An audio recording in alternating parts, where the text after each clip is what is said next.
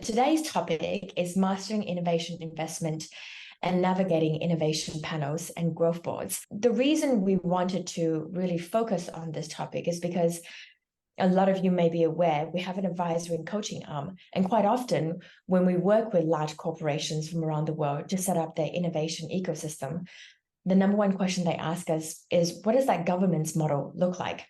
And so through our many years of working with these corporates, consulting with them and learning along the way, the best practices and our advice, we've distilled it all down here to share with you for our last webinar of 2023. So we hope you enjoy the topic and find it relevant to your work and your role as well. Your host today is Alex Osterwalder, founder and CEO of Strategizer. And myself, Lucy, I am the head of content and marketing here at Strategizer, and I am based out of Melbourne, Australia. And the agenda for today, firstly, we'll start off with a poll. Then we'll talk about the content of today's session, which is growth boards, investment panels, and their roles. Next, we dive into, well, who really does belong in investment panels and growth boards? And quite often, this is also a top question that our clients ask us as well. Who should really be on these investment panels? And lastly, governance and decision-making and what that looks like for the people within these investment panels and growth boards as well. Growth boards, investment panels, and their role.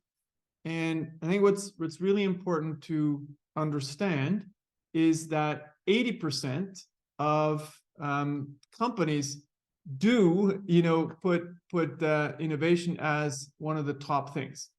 But if you look at how many companies, realize that their business models are inspired, still 40%. And here's the interesting one. If we look at the permanent structures, how many companies believe they're ready to scale innovation and they have a really good structure to do this? It changes a lot, right? So one of the key things that we want to go into today is one aspect of governance, which is the growth board and the investment panel, where leaders and expanded view, we make decisions in an evidence-based way. So we invest in the ideas that have most evidence to support what they are doing.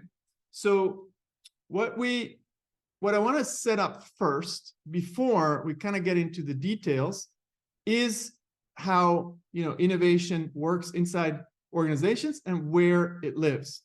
So big one is that we start with an idea, it could be technology, it could be a market opportunity, and we search for a business model or a value proposition or simply a solution that can work, right? Something innovative that we don't know if it's going to work, we're going to search if it works. And once you found that, you scale and you manage. And as we've presented a couple of times in these webinars, it's really important to set it up here again, is that the left-hand side, the search and scaling and managing are very different.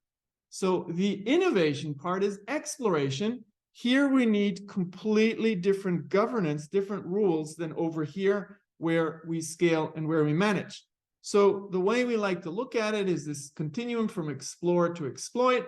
And what we've showed a couple of times, I'll get back to it, is how those two domains differ. Growth boards need to understand that in execution, low uncertainty and high predictability, we can write business plans. In innovation, predictability is very low, so we have higher unpredictability, so we need to iterate and test. What that means also is that investments are different. On the right-hand side, we analyze and make big bets. On the left-hand side, we make a lot of small bets. So when teams ask for money, the executives who are on the growth board need to understand we're just providing some small investments for them to go to the next phase, not to fund the idea per se. That's a huge difference. And the questions they ask are different from their usual daily execution questions. So when you ask a supply chain team some questions, are you on budget, on track? That's fine. But when you ask innovation teams, it's super important to ask, what did you learn? And this sounds trivial, but most people who are not educated in doing this, they're always going to ask feasibility questions. But can we actually do that? Can we scale that technology? That's not the first thing you need to ask. You need to ask, do we have evidence for those customer jobs, pains, and gains? Do we have evidence that we can create value for them? Do we have evidence that they actually are willing to pay? So huge difference between those two worlds. So super important.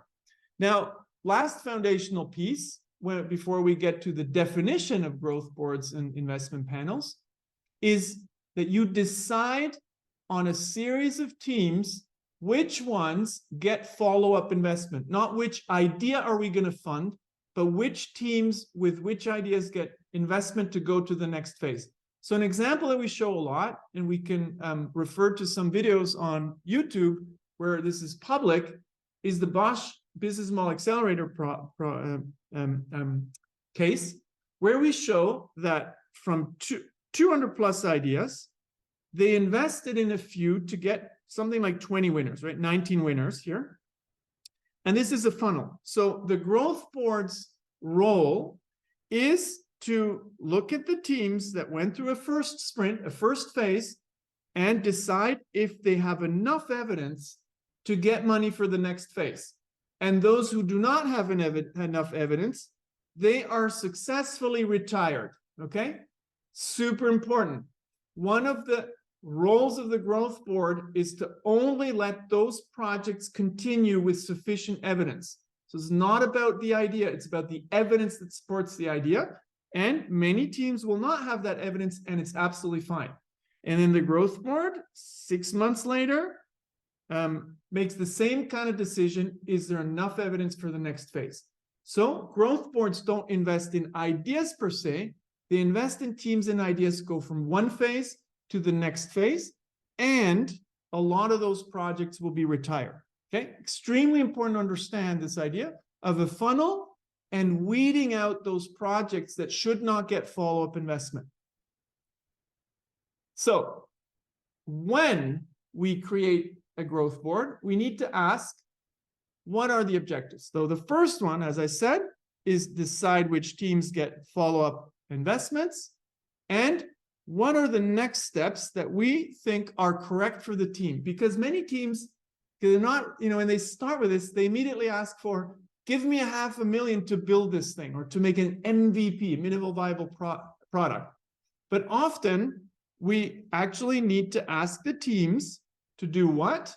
To go and test willingness to pay a little bit more. So inform that spreadsheet before we actually move to solutions and product prototypes. Okay, super important. Now, I used the word growth board and investment panel interchangeably so far. Let's make a difference between the two. The growth board is a permanent institution or body whose job it is to make these decisions, like I just explained so far. Who in the funnel, which teams with which ideas should get follow-up investment to get to the next phase. So it's a permanent body that does this year in and year out. It's not their 100% job, of course, but they do this permanently. In most companies that we see today, and you asked this question before, Lucy, we have ad hoc investment panels. And the difference there is they are set up for a specific cohort or an innovation project where we have several teams going through this. Now, it's not that one is better than the other. It's generally a question of innovation maturity. The more mature a company is, the more they have a permanent growth board. The more mature a company is, the less they'll also just work with cohorts, but a team can start anytime they want, and they have a clear process to test and iterate their ideas and show evidence to a permanent growth board. So big difference, but both are okay. If you have none of these and you didn't think them through, not very good, right? And we've seen this at the beginning in the questions. There was a lot of no. So growth board need to keep the bigger picture in mind as well. So it's not just about that investment, it's actually about the investments within a portfolio. Okay, so keep the portfolio in mind. What kind of balance do we have in the portfolio? And then the second one is how many teams are making progress? Like, do we have enough teams that have enough evidence? So you're going to keep these two things in mind. And when we talk about, in particular, the portfolio mix, I'll go back to something we talked about actually last time when we were looking at return on investment, they're different time horizons. So for efficiency innovation, so better processes and so, you have a 1-year time horizon. So you need a series of teams that do that. When we're talking about sustaining innovation, the time horizon is 2+ years. So there we need to, maybe have more teams as well because it's more risky. So not all of them will succeed. And when we're talking about business model innovation, transformative innovation, we're more in the kind of thing that we've seen with the Bosch Accelerator, where we have transformative innovation. So we need quite a lot of teams to create a few winners, right? Our rule of thumb is at least 9 out of 10 teams are not going to succeed. 1 out of 10 teams is going to succeed. So bringing that together, talking about portfolio mix, as an investment panel, as a growth board, you need to think about return on investment, that the type of innovations you invest in is going to have an impact on the return. So for efficiency innovation, you have a quick return, but not for very long. For sustaining innovation, the return is going to get it's going to take a little bit longer until you scale, but you'll have bigger impact on the financials. And for transformative innovation, it's going to take longer, it's going to cost more, but the impact on sustainability of your business is going to be higher. And that all comes together to, something like S-curves like this. So when you have a growth board and an investment panel, they need to think about not just investing in the next phase of teams, but making sure that we have teams working on different types of innovation. Super, super important. Now, question is, who belongs on a growth board and or investment panel? And you actually might have both, right? You might have a permanent growth board for some types of innovation. Let's say for transformative innovation, you have a growth board. And then maybe for some ad hoc projects around AI, you might make a separate investment panel, which is just for that kind of strategic initiative. Could be. So most important to understand is that there are two kind of worlds, right? There's the exploration world and there's the exploitation world. And what we really, really want to understand, and we're going to show this in the trigger questions that Lucy helped put together, and Tendai, we're doing a lot of this in the field, is in many cases, you want to have the right exploit leaders that are part of the investment panel and the growth board. Why?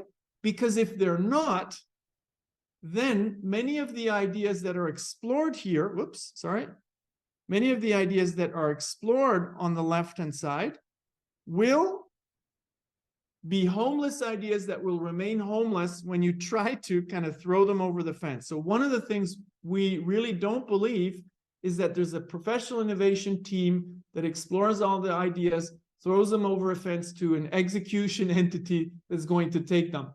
They will feel zero ownership.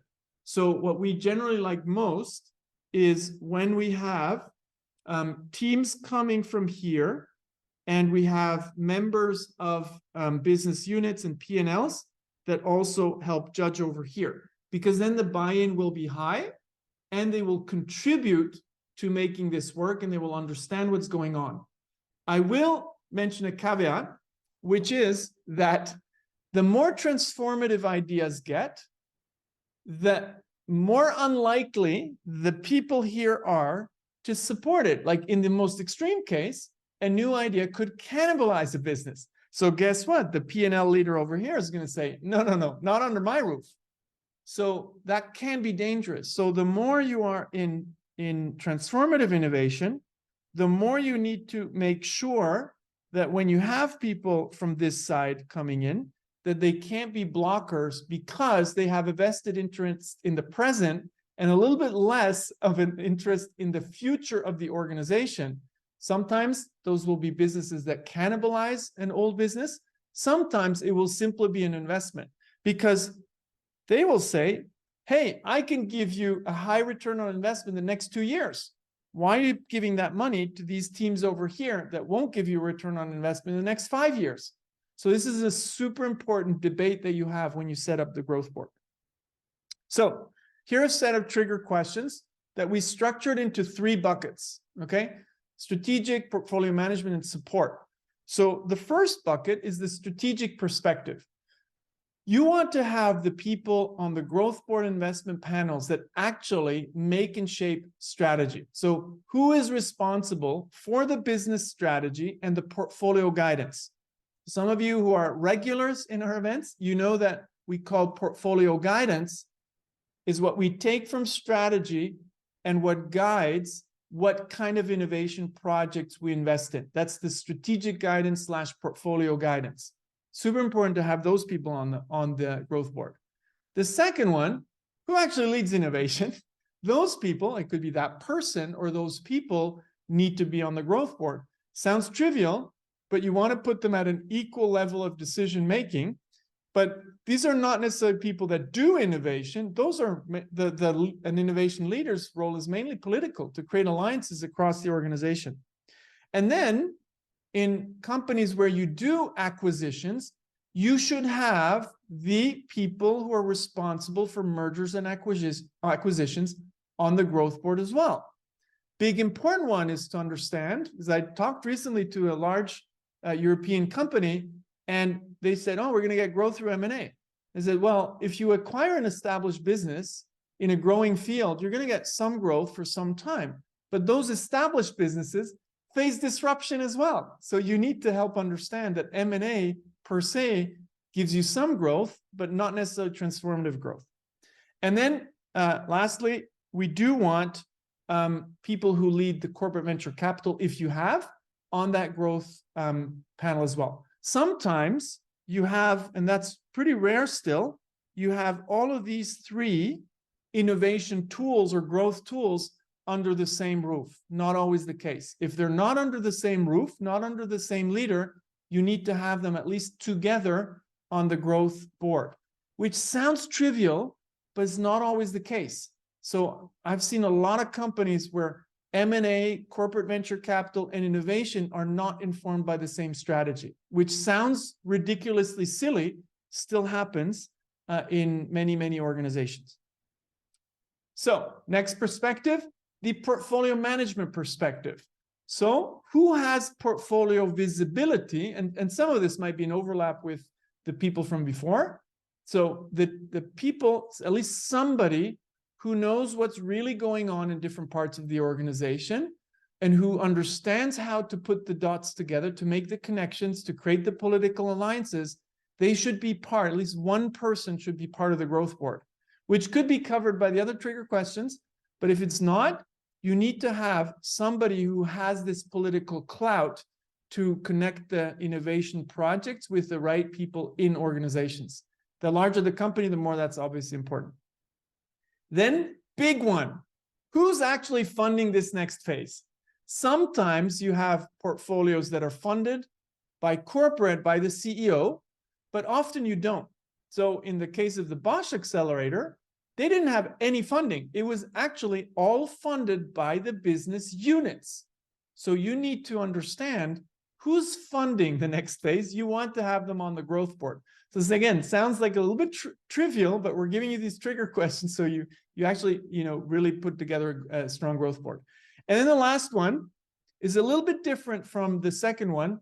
Who sponsors the next phase? Who can give the business support? It's not always the same people who have the budget. Budget could come from corporate, for example.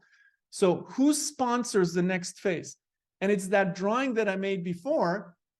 Homeless ideas that are not embedded in the business will remain homeless if the sponsors are not involved.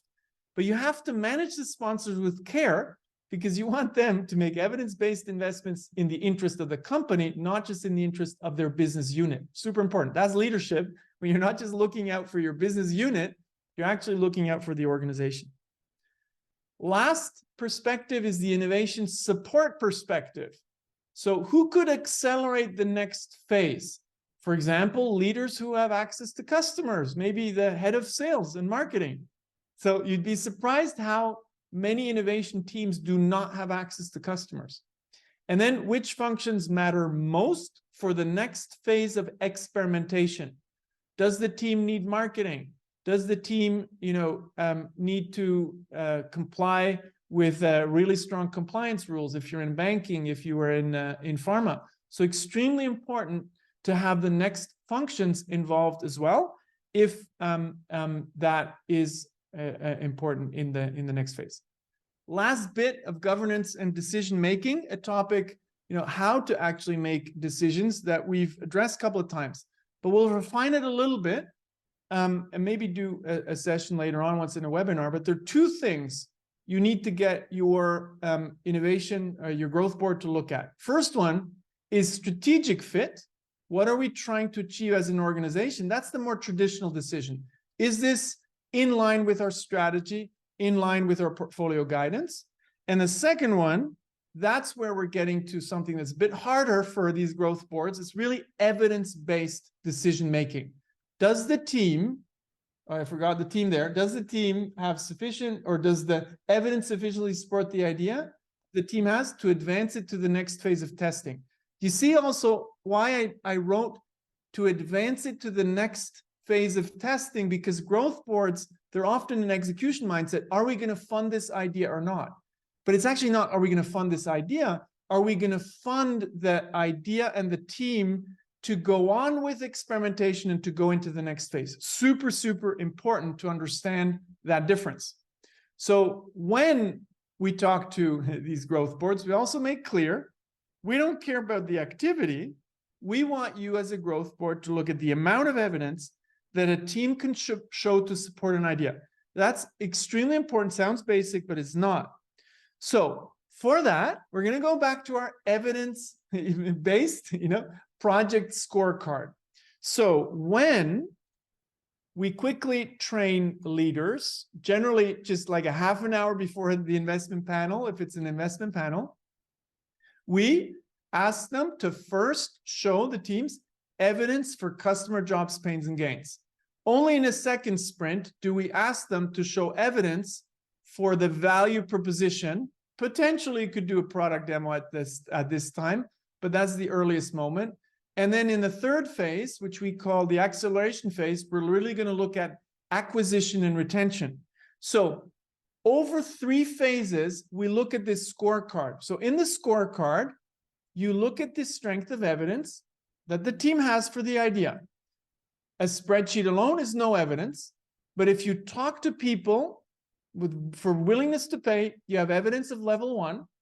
If you showed them a storyboard or some kind of spec sheet for a machine, you now have light evidence from talking to them, but based on something that makes the idea explicit.